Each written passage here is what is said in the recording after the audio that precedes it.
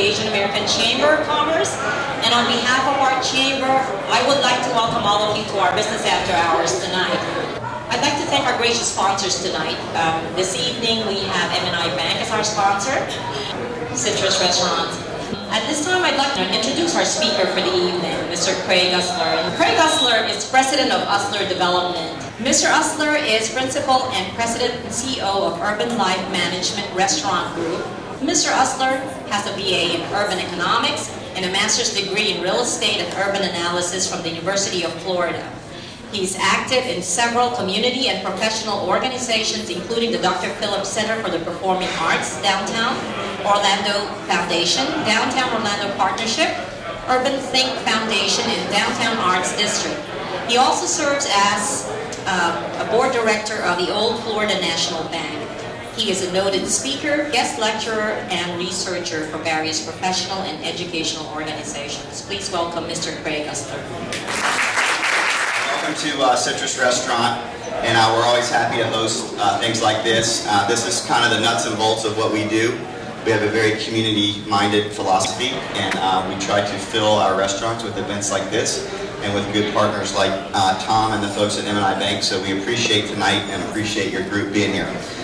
We just do downtown urban infill development, essentially from hospital to hospital. That's what we consider downtown, and that's our sandbox. The Usler Group is just kind of an umbrella organization that controls and owns a lot of different real estate, restaurant, and investment type ventures. Now, so the project that we just got done that Tom and M&I Bank financed for us is the GAI building. This is at Summerlin and South Street in downtown Orlando and Thornton Park.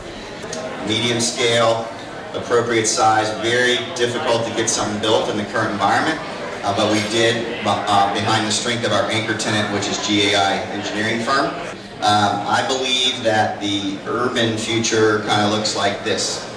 This is also the first privately developed green office building downtown.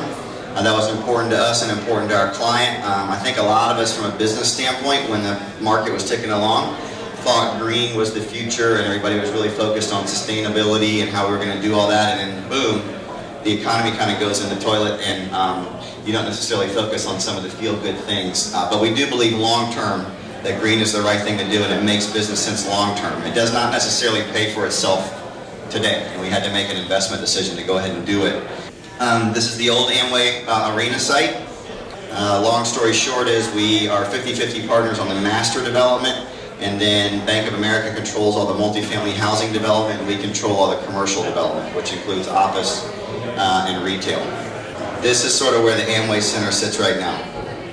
So if you just think about a Central Park replacing the Amway Center and then building an urban mixed-use neighborhood around it with a transit station right here, that's the existing Link station. This is Livingston Street straightened out. Everything south of Livingston that you see in blue is education. And then everything you see north in orange or yellow is residential or office, and purple's I don't know. It's 1 million square feet of office, 500,000 square feet of education space, and 1,500 apartments. That doesn't mean anything to me, and I've been doing this for 20 years. And then the last project that I'll briefly touch on is Florida Hospital Health Village.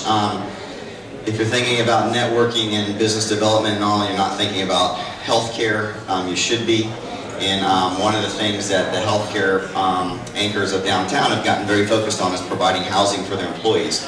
One thing that's really weird about Florida Hospital and Orlando Health is there's no place really nice to live near there. So if you work there, you have to commute. There's also not a hotel to stay in, there's limited restaurant options, there's a real urban development problem around the hospital. So we're trying to respond to that. We won an RFP with Florida Hospital to build a 225-unit apartment project for them. And then it's part of a larger vision to really do a whole neighborhood focused on health and wellness. So we have a vision for the neighborhood that will essentially make it like a Thornton Park or creative village type area, but really anchored on health and wellness. To Florida's hospital's credit, they have master planned the entire village. Yeah, the question is that Orlando's got 65,000 people who work downtown, so they're here when they're working and then they're not. And what do you do about that on the weekends, and what do you do about getting people to stay after work and everything? So the short answer is to build. It's what you'd think it would be. It's largely entertainment based. It's not shopping. It's really entertainment, food, it's diversity in food. Downtown Orlando is still very undiverse in food offerings. And we need a lot more fast casual, a lot more adult, and then also probably more of a variety of housing options. The condo market, all converting to condos is ultimately a bad thing. It sort of threw the rental market to some strange kilter where there's not enough rental units now. You're going to see downtown apartments come back in a big way. There's 4 big apartment projects, including ours, on the drawing board. We're in negotiations with the 3 leading hotel chains for a hotel in this neighborhood. These are like Hyatt Place, Spring Hill Suites by Marriott, Hampton Inn Suites. So those are a lot of the type of things that you need service-wise. The Performing Arts Center is going to get built. There's going to be an announcement in about 2 weeks. It is a fully fundable and executable project, so I think that's very good news for all of us that are in the downtown business and also the Central Florida business. It'll be a tremendous regional asset. Sunrail looks as good as it can look. The mayor had a very productive meeting with Governor Scott last Friday. It involved a significant number of regional stakeholders, including us, talking about Creative Village and jobs. And if the meetings that Mayor Dyer had with Governor Scott about high-speed rail were a 0, and they were a 0. I mean, high-speed rail was dead on arrival. I would say that the Sunrail meetings have been a 5. Don't make any bones about it. It's going to be a blow if that project doesn't happen. And it's going to, negatively affect everybody in this room from a business development standpoint. So just keep your fingers crossed and keep pushing. It's something that the region needs and something that we've worked hard on for a very, very long time. And once again, I appreciate having y'all at Citrus. Thanks. We'd like to thank, of course, M&I Bank for sponsoring tonight's event. Of course, also to Citrus Restaurant. And at this moment, I just wanted to thank, of course, our corporate sponsors. I just saw Deborah here, our Dragon sponsor, the Orlando Magic. Thank you so much. And I also saw Tina Jones here, Visit Orlando, one of our J sponsors. Also, Universal Orlando Resorts, also one of our Dragon sponsors. Darden Restaurants, I saw Adam Hing here. Thank you so much. Florida Hospital, of course, I saw Aurora here too. Hi, Aurora.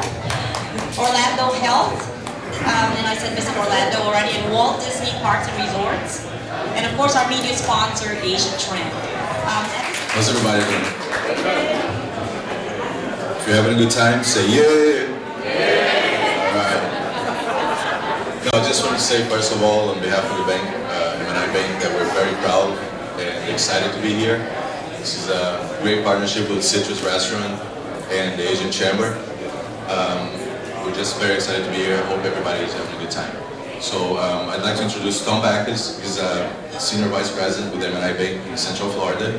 Tom is a business banker who's been in banking for over 30 years and has a lot of experience in commercial lending and business banking in general. Tom. Thank you, I appreciate it. It was nice that Craig Usler was able to come here and speak with us. I certainly was fortunate to be able to run to finance his latest building, the GII building that he mentioned had just been completed. It was also nice to hear him talk about what is happening in Orlando in the future and what we're going to see. I know that all of you want to be a part of that, and we want to be able to help. Just to give you an idea of what we do, business banking, I work with businesses, typically with sales up to $20 million. So that covers most of the businesses in Orlando. Anyway, M&I, which is the Marshall and Ilsley Corporation, we're actually established in 1848 and is the oldest same-name bank in the United States. And I thought I'd mention that because I'm going to say something that they ordered me not to say today.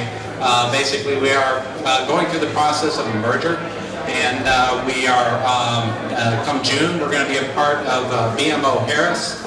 BMO is the Bank of Montreal, and BMO purchased Harris Bank in the United States about 25 years ago, and so has had a presence in the United States for a quarter of a century, has been in Florida through the wealth management areas only over in the southwest area and in West Palm Beach. Nothing here in Central Florida. It actually won't affect our people here in Central Florida at all when this merger occurs. They're going to sign the papers in June, which is why I'm not supposed to talk about it now. But it has been in the newspapers. M&I Bank certainly appreciates your business. We appreciate being able to do business with the Chamber. And so I thank you very, very much. Thank you so much, Mr. Backus.